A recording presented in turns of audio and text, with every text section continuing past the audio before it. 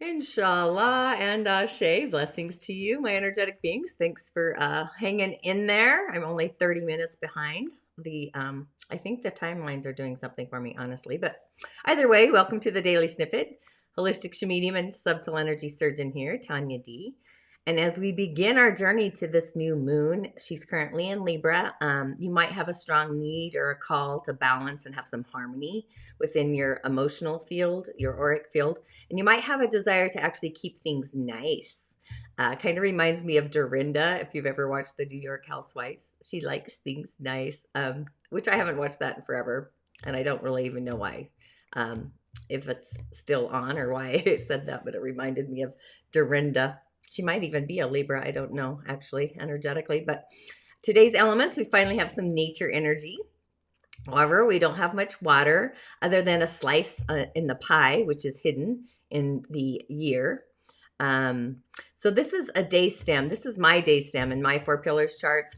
So for myself, I actually need water to balance my personal chart. I have 0 water, nada, even a slice. So as you can see, that this chart also needs water. Water is a resource or support for nature, right? So fire is actually hidden in the day, and fire is also storage in the month. So the hour of the horse would create what's called a fire trine. So there'll be some juiciness there for the day. Fires like passion. It's actually performance for a wood day. Could be like some good restaurant food, stuff like that, entertainment. So that would be kind of elevating the performance at that hour.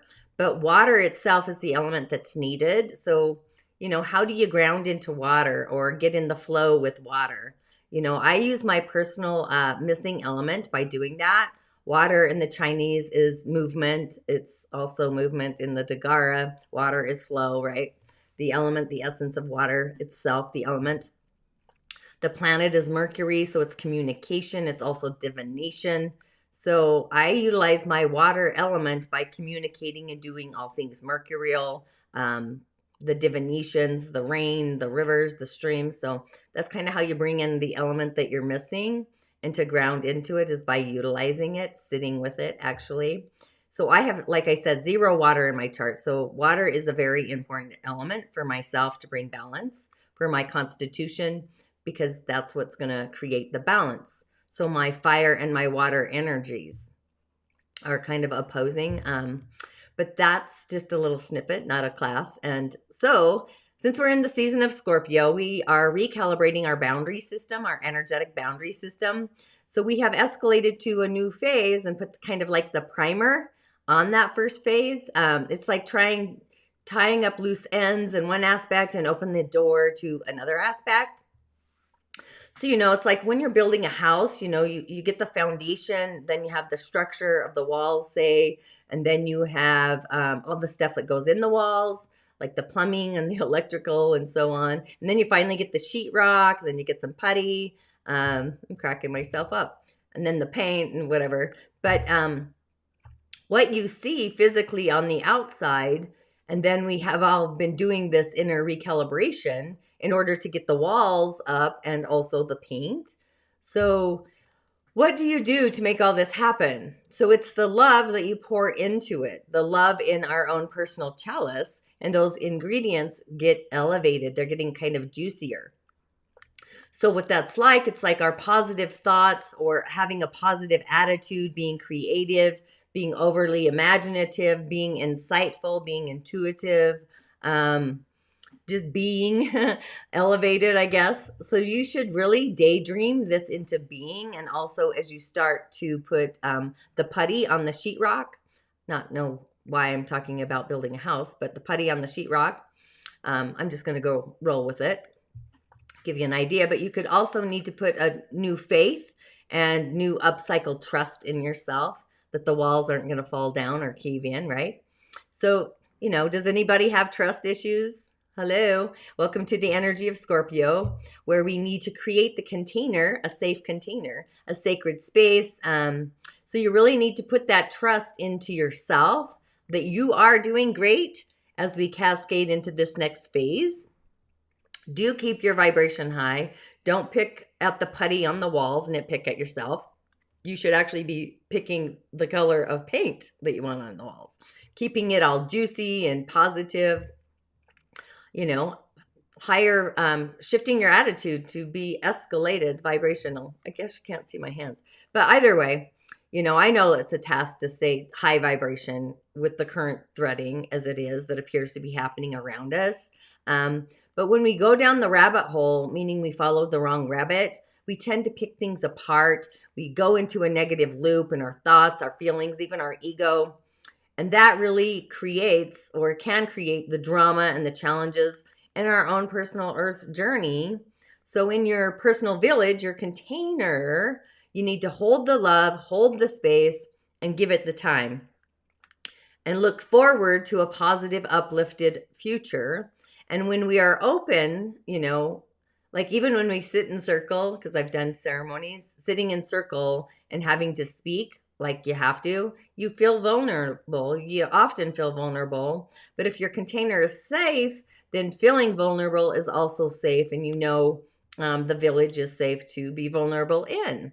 So really trust yourself, and you're going to be able to find those aspects within yourself and outside of yourself where you also still might be a little bit vulnerable in your day-to-day world and into the galactic future. So you might have this vulnerability that's kind of floating around your energetic field. So with the energy today, you might feel this within yourself, the people around you, people in organizations, groups, charities, etc. So really be like a snail and feel into the frequencies and the vibrations. And do like the 4, the 3, the 6, and the 9s. Be patiently loving to yourself and kind of say that 3 times. Like, I am patiently loving myself. Just say it throughout the day, but do 3, 6, or 9. I love myself with patience. And as you're loving yourself within your container, your own personal sphere of your own magic bubble, say, you're going to be creating a boundary with a new trust system that you are manifesting within yourself.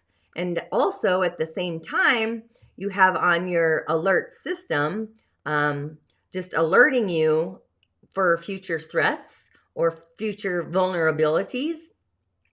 So it's like you have your own guard on. And that's why I asked if you had your guardian of the galaxy online, which I talk about creating one and getting in connection and both change your stars and uncover the secrets of the other world. So people who cross the line or the walls in your village are up or maybe they're down, or if you have connection trouble in general, interference. So whatever it is that you are observing in your observation station, literally energetically take notes or take physical notes. And that will be what you energetically will focus on tomorrow. So I would make a list of what ingredients need to be shifted or changed, or even ultimately transformed for your tomorrow, for your future, your tomorrow future. And anything that triggers is really something that we need to really pour more love into and pour more trust into or protect. So if there's an issue, you kind of have to find out your why.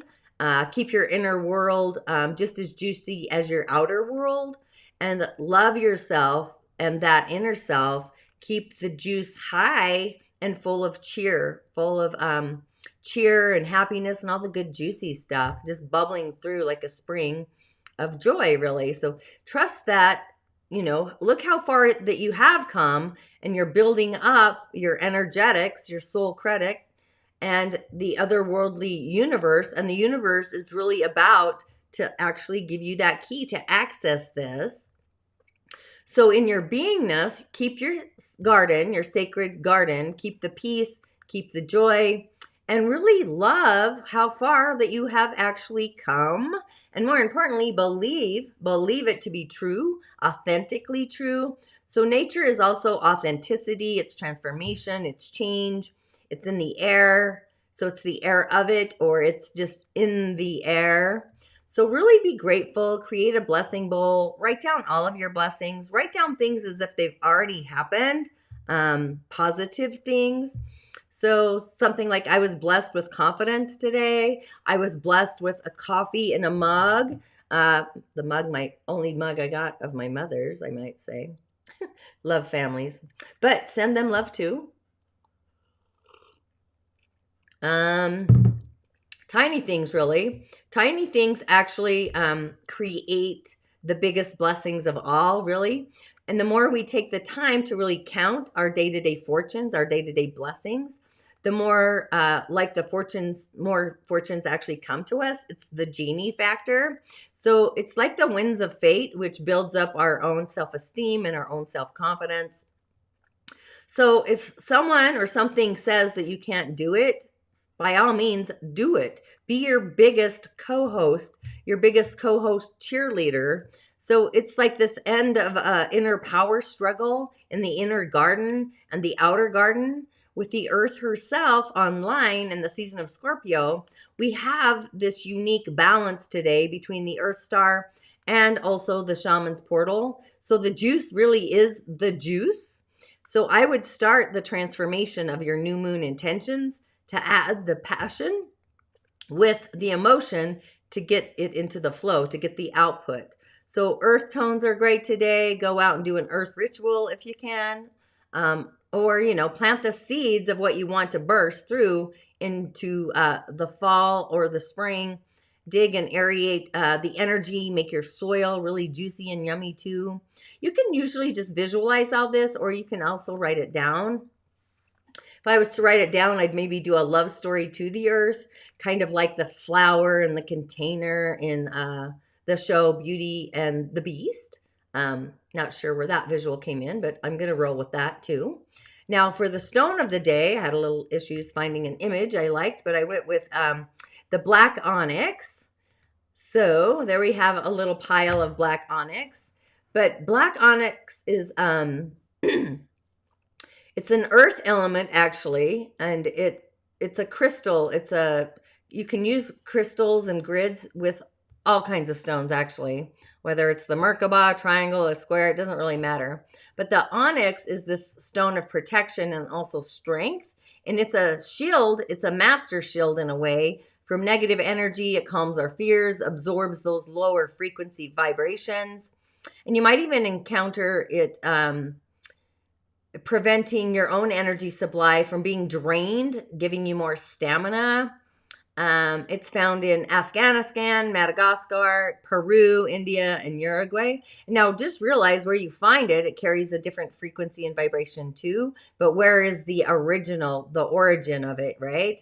But, it protects against negativity. It calms the mind and the energies, balances excitability and quick tempers, increases reflection. It can distance energies from other people's. And it actually provides us with intuitive guidance.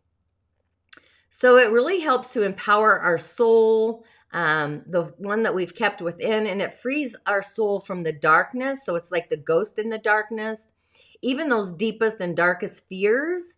So by relieving and calming and freeing the mind and the body from the negativity or the negative entity, and that's not just always darkness, there's all kinds of entities. Physical and spiritual transformations they happen, or they believe to happen, when it transpires through using an onyx. So it's actually an everyday tool for ancient healers, and it's just essential, really.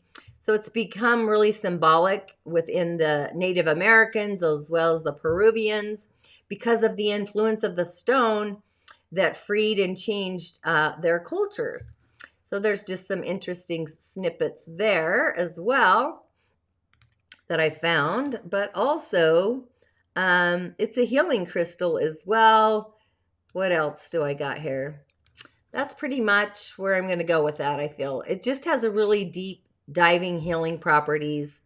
It might strike a chord in your heart. It's just...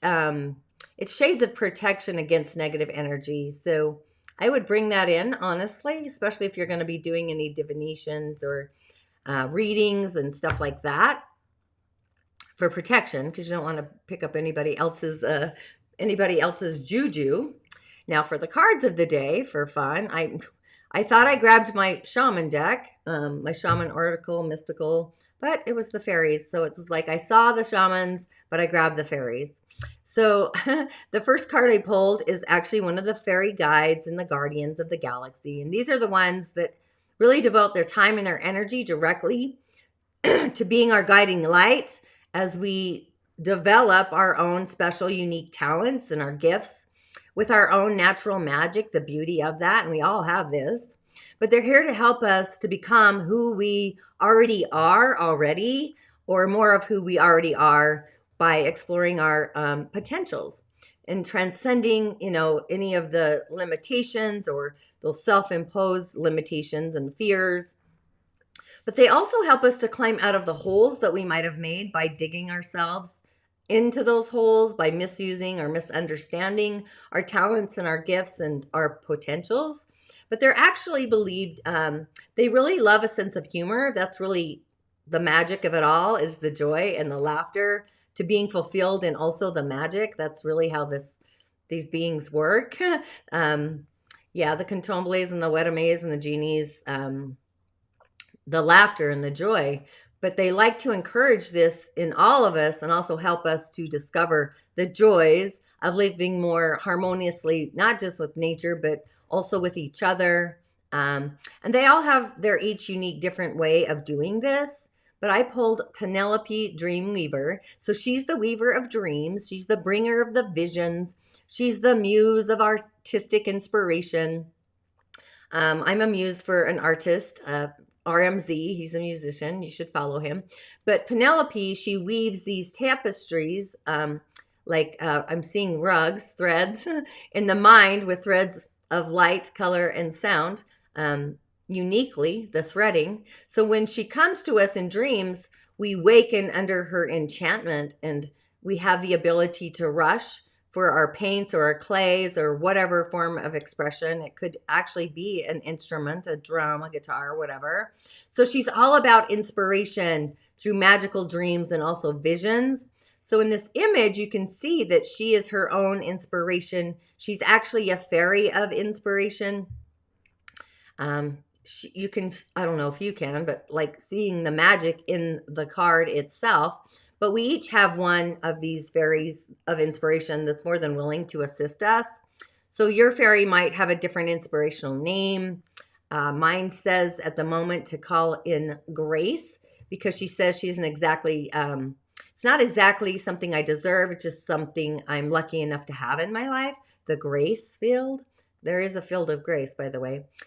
She plays hard. She's inspiring, but she's pleased and she loves inspiration. So that's what these fairies do. They're full of grace to see what they think about us, but sometimes they shrug their shoulders and they flash kind of a wicked grin.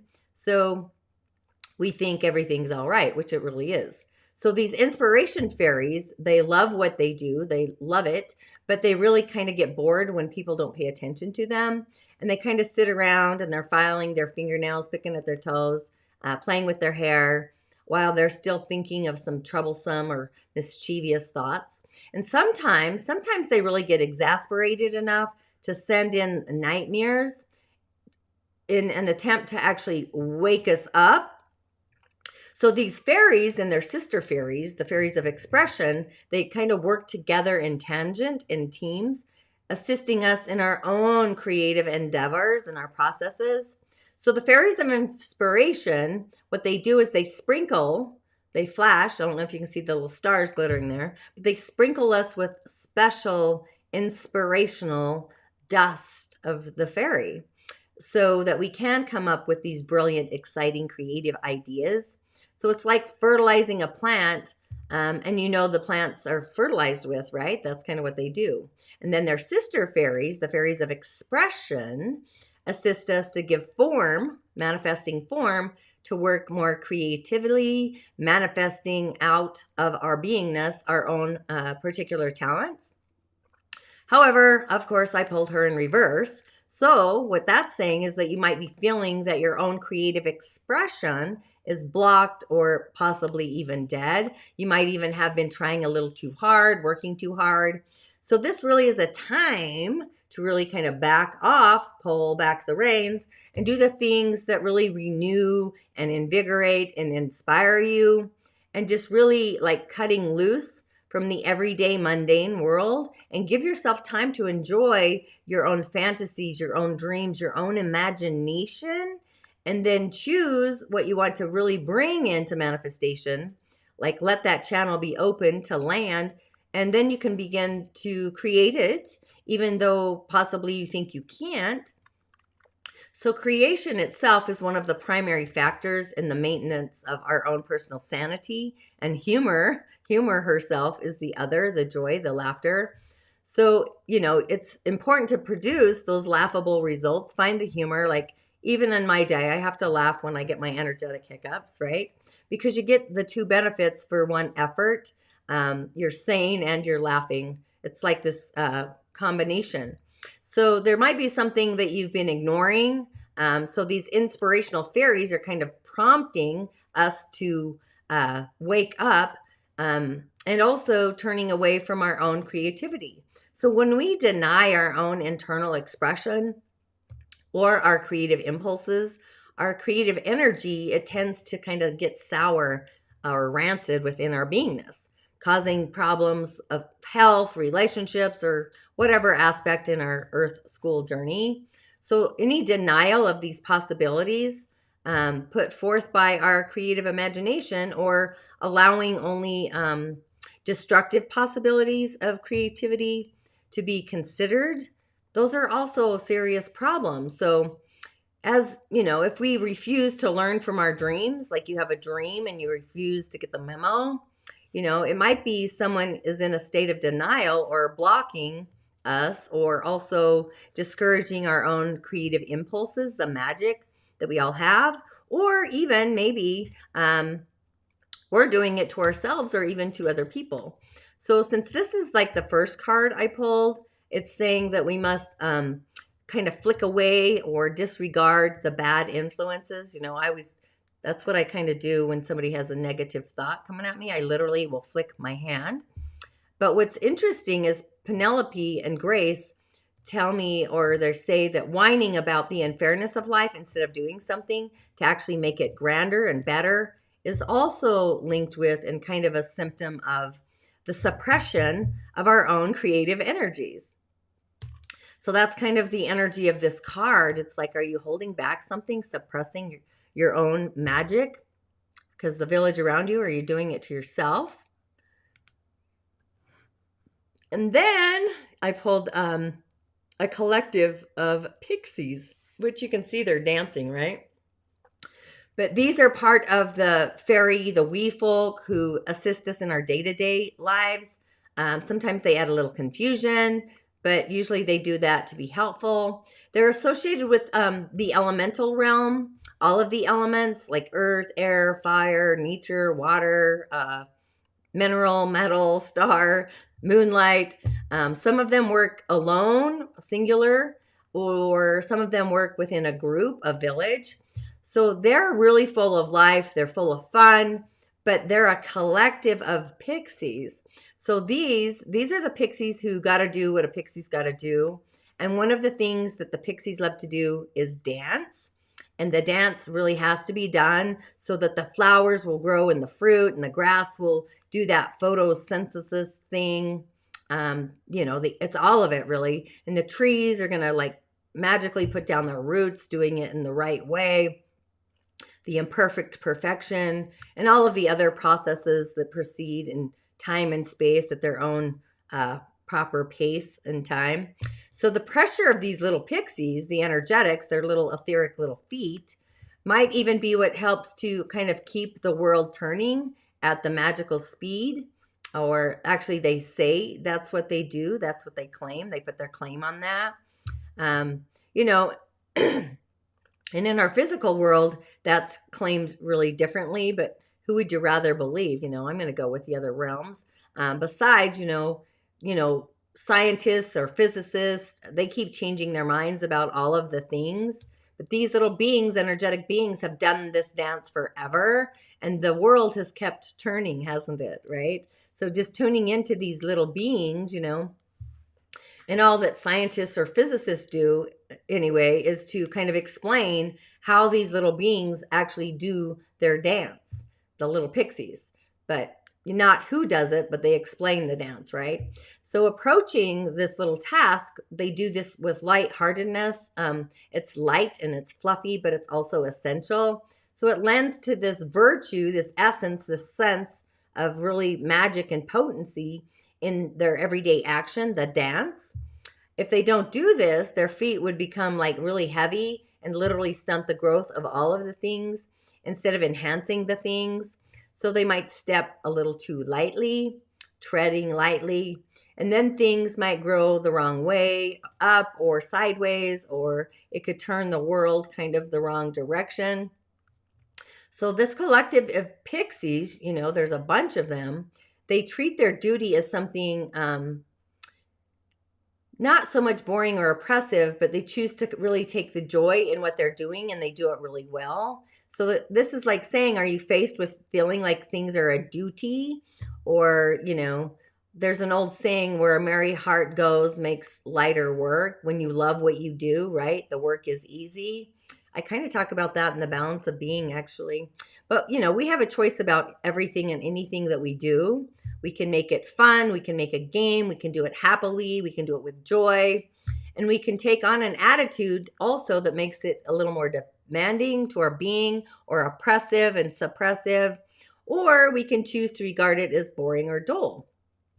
So when we choose the first attitude, the joy and the happiness, the results have this different feeling, a different energy than the results of the other aspects.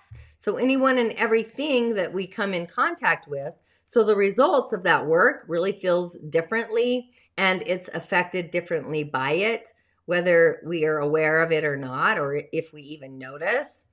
But here's another of those places where we can make the world a better place or a worse place. And we do the same for ourselves simultaneously, the balancing of the scales. So what's needed here is not only our awareness of what we're doing, but having an approach that's more cheery, it's more enlivened, it's merry. Things have to be done, so we might as well do it willingly. We might as well do it happily. And the progress through this dance maze, this step by step, make it lively, make it light, take joy, pride in whatever you're achieving, approach it with the zest of life. Maybe it's zaniness or the zeal, all the Z's. Otherwise, we might as well not even bother, really, if we're not going to find the joy and the peaks of the happiness, right? So there's something about this lighthearted approach to whatever we're creating that's important at the same time in order to achieve the outer results that we want. And also kind of consider the world's collective and kind of cooperate as you kind of make your plans, come up with your ideas and your decisions.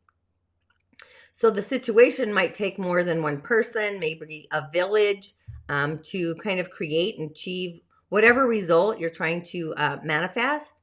So sometimes the card saying like joining forces with others is really, it's appropriate at this time. So really seek the cooperation of your friends, your village, your coworkers, family, the fairies, of course. That's what I would do.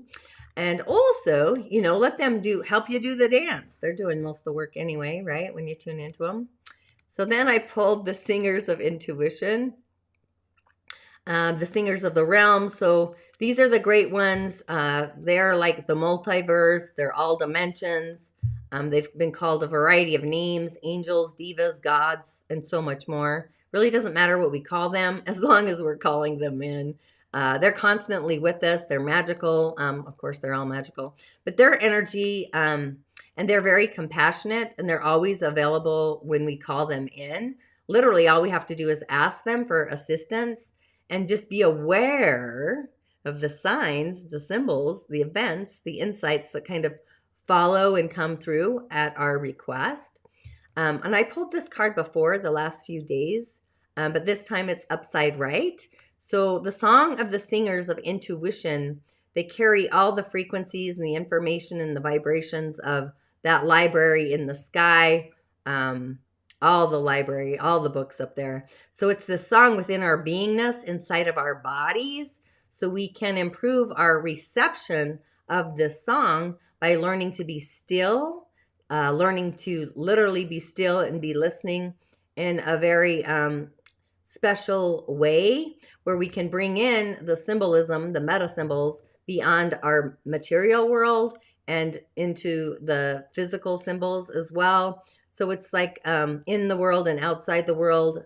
So the presence of the singer of intuition, that's an indication that all of this information is actually available to us if we will just take time, take space, and listen to our own inner knowingness. You know, maybe we've already heard it and we still doubt our own subtle senses, our own spidey senses. But the singer herself is saying that it's really time to really listen to our own innate intuition. We all have gifts, and even with these cards I pulled, I feel like it's the time is right to tune into the elements, even the fairies, whatever, our own intuition. Like that's kind of what they're all saying. Do the dance, call in these beings. So what are your feelings and your hunches or intuition about any situation? What are they saying? So it really is a day, especially it's raining here for me, but it's a day really to call in and seek your own inner solitude. Make that like a desire, meditate and practice stillness along, more importantly, with patience. It takes a lot of patience sometimes to map out all the intuitive hits sometimes. So it's a time really to open the inner door to intuition, you know, and it's all the ends. So it's in spirit, intuition, you know, all the good juicy stuff. Because we know all of this is really found within ourselves. So the presence of this card radiating this illumination of insight to end our day in a way. So tune into that and just know that not all meanings are meant to be clear at once. Some of them take time and space. Some words are designed to lead us on an inner journey with truth, with a deeper inspiration inside of them. So with the energy of the day, just be really powerful, be loving. You have nothing to fear. Trust your own inner vibe, your own inner knowingness. You're safe in your container. You're safe in the earth plane. And really make the magic in the new sacred garden that you're creating for yourself. And may the magic of your own inner manifestation become an outward physical manifestation, landing on the earth plane. And I would just affirm, I would say, I affirm that I am safe. I am manifesting a brighter, loving future. And thanks for tuning in. I know I was a little late, but with all of that, InShalla and Ashe, and I will see you on the other side. Blessings to you.